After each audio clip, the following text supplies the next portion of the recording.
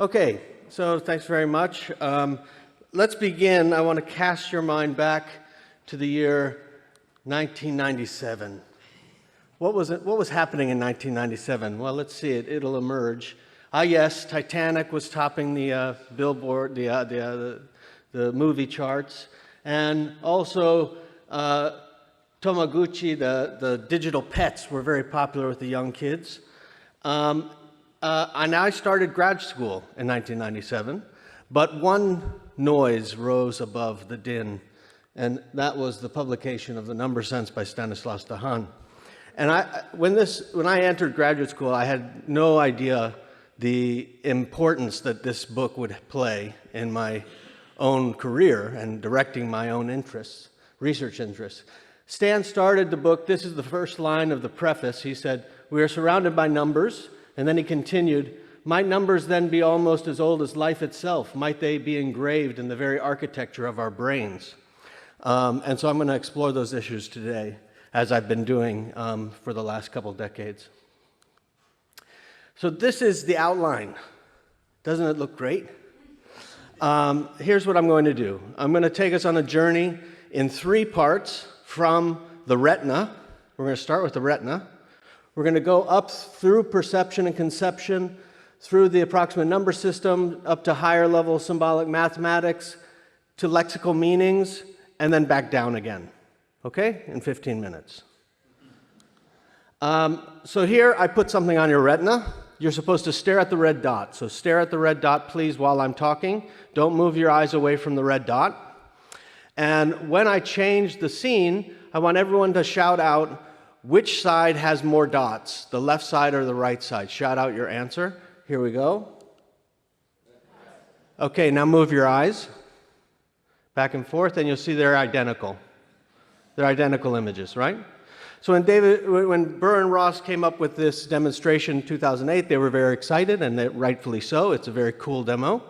But they argued that number here functions as an early visual feature, which means that it's retinotopically organized. So as you saw, when you move your eyes, the illusion disappears, right?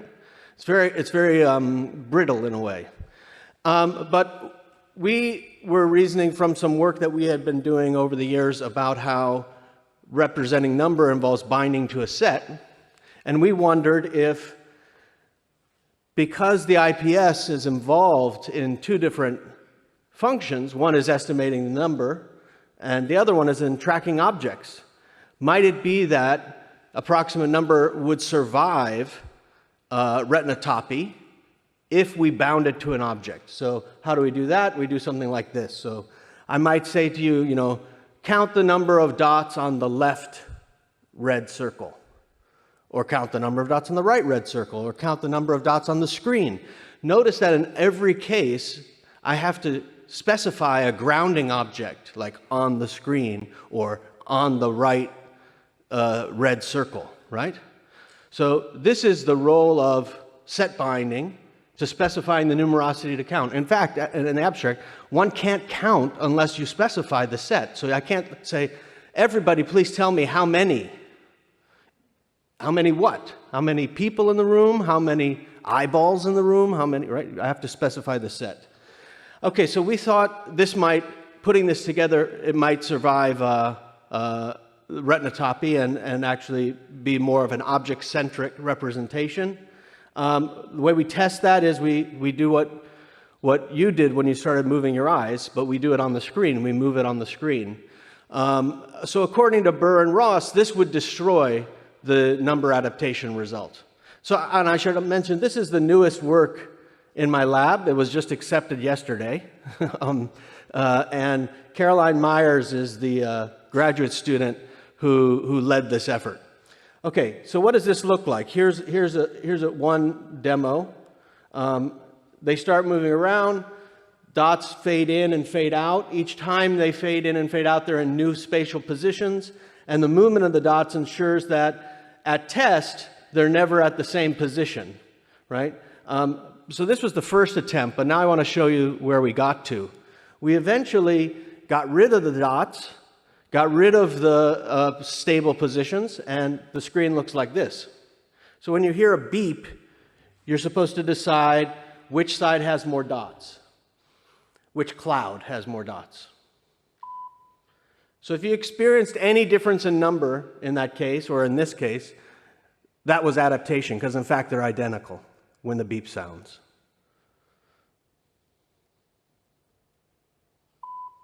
Okay, so it might be a subtle effect for you in this viewing situation, but for our subjects, over the course of the studies, we ran 120 subjects, and 102 show the effect. 102 show number adaptation. So this means that number survives spatial displacement because number is bound to an object. And in this last case that we just showed, the object was the clouds of dots. I mean, you could still see there was a cloud on the left and a cloud on the right, and that spatial envelope is enough to be a basis for binding the objects into a set. So what we've just seen is, and then there's some more papers on this stuff, what we've just seen is that enumerating and even the simple act of adapting to a collection requires a set binding operation.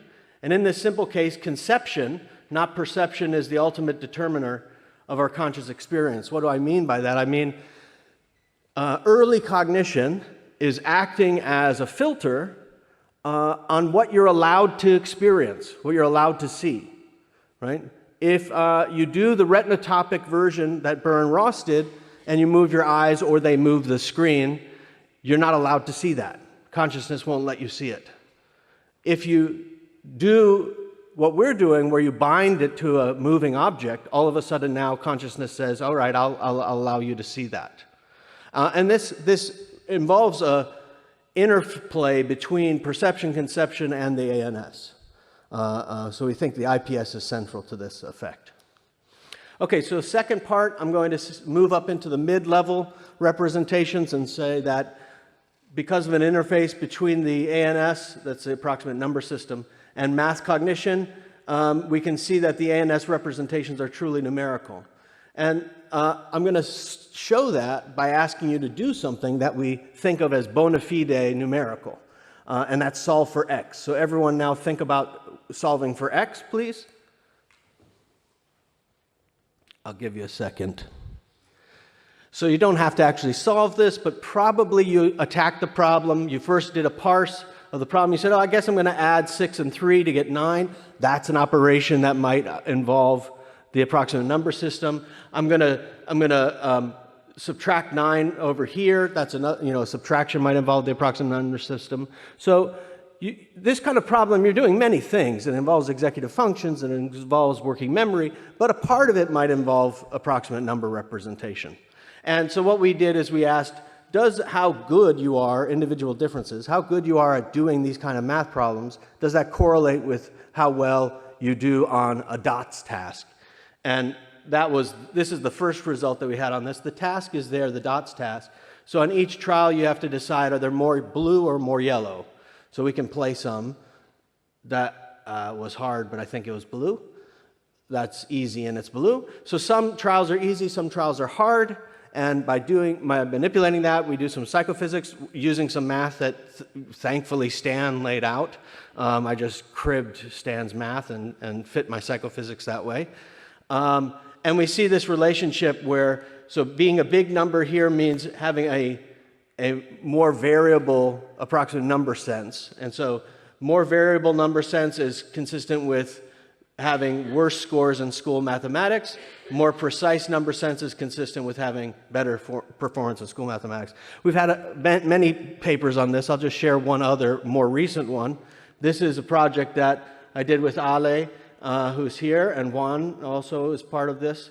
And we found this is socioeconomic status, 1, 2, 3, 4, 5, 5 being high and 1 being low. And we find two relationships in the data. This is data from Uruguay. Both a relationship between school math and approximate number. Here it's positive because we're not doing Weber fraction, we're just doing percent correct on a task. And also a relationship with socioeconomic status. Poorer children are doing more poorly at the approximate number system, and they also do more poorly at school mathematics. Okay, so that was, and we have many papers on that one. I felt weird about showing all these papers, but I guess it's important to say it's not a one-off. This is a thing. This is a little tiny industry, a cottage industry. So these were done around the world thanks to many collaborators. I've been very happy with doing these collaborations. One that I'm excited about that we just started our second paper is this one from Tibet. So this is Tibetan children, and it's exciting. Okay, so we covered that. Now I'm going to go higher. What's higher than symbolic mathematics? I don't know, maybe lexical meanings, maybe they're on par, maybe they're at the same level.